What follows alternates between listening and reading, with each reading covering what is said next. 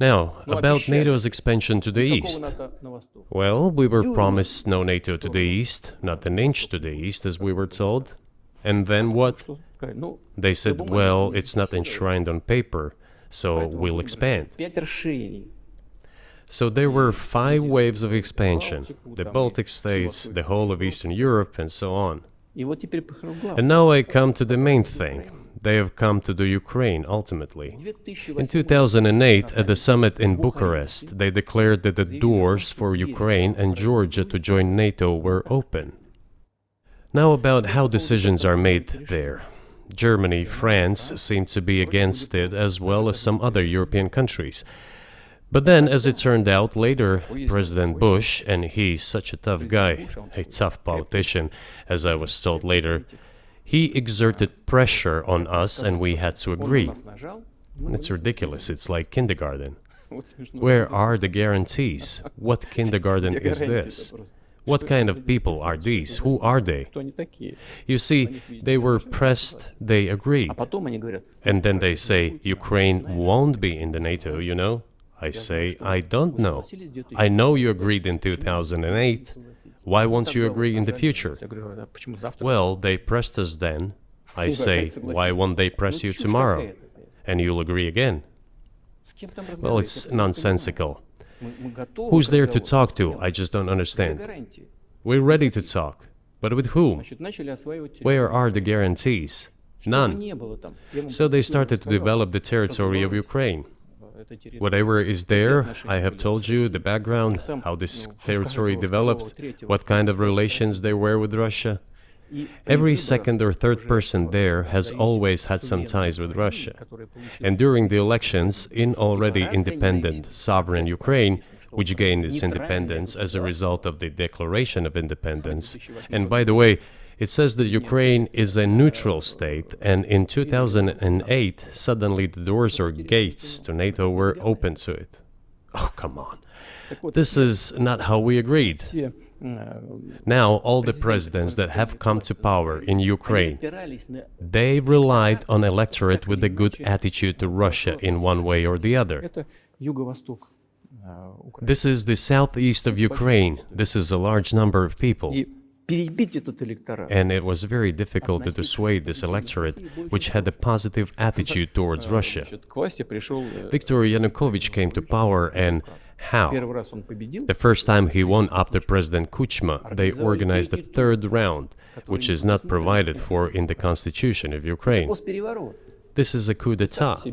Just imagine, someone in the United States wouldn't like the outcome. In 2014? Before that. No, this was before that. After President Kuchma, Viktor Yanukovych won the elections. However, his opponents did not recognize that victory. The US supported the opposition, and the third round was scheduled. What is this? This is a coup. The US supported it, and the winner of the third round came to power. Imagine if in the US something was not to someone's liking, and the third round of election, which the US Constitution does not provide for, was organized. Nonetheless, it was done in Ukraine. Okay, Viktor Yushchenko, who was considered a pro-Western politician, came to power.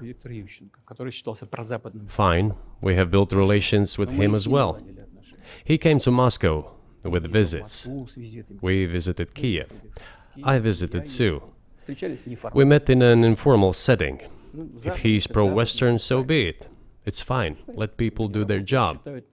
The situation should have developed inside the independent Ukraine itself. As a result of Kuchma's leadership, things got worse and Viktor Yanukovych came to power after all.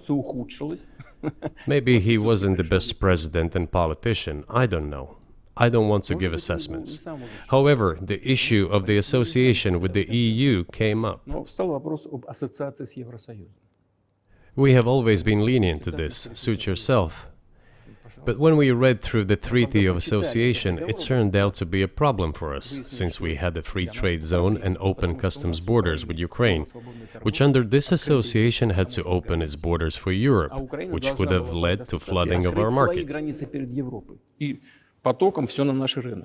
We said, no, this is not going to work. We shall close our borders with Ukraine then. the customs borders, that is. Yanukovych started to calculate how much Ukraine was going to gain, how much to lose, and said to his European partners, "I need more time to think before signing." The moment he said that, the opposition began to take destructive steps which were supported by the West. It all came down to Maidan and a coup in Ukraine.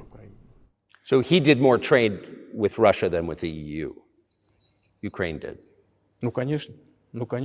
Of course. It's not even the matter of trade volume, although for the most part it is. It is the matter of cooperation ties, which the entire Ukrainian economy was based on. The cooperation ties between the enterprises were very close since the times of the Soviet Union. One enterprise there used to produce components to be assembled both in Russia and Ukraine and vice versa. They used to be very close ties. A coup d'etat was committed, although I shall not delve into details now, as I find doing it inappropriate, the US told us. Calm Yanukovych down, and we will calm the opposition. Let the situation unfold in the scenario of a political settlement. We said, all right, agreed, let's do it this way. As the Americans requested, Yanukovych did use neither the armed forces nor the police, yet the armed opposition committed a coup in Kiev. What is that supposed to mean? Who do you think you are? I wanted to ask the then US leadership. With the backing of whom? With the backing of CIA, of course. The organization you wanted to join back in the day, as I understand. We should thank God they didn't let you in. Although, it is a serious organization. I understand.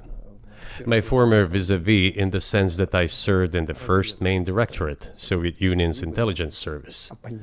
They have always been our opponents. A job is a job. Technically, they did everything right. They achieved their goal of changing the government. However, from political standpoint, it was a colossal mistake. Surely it was political leadership's miscalculation. They should have seen what it would evolve into.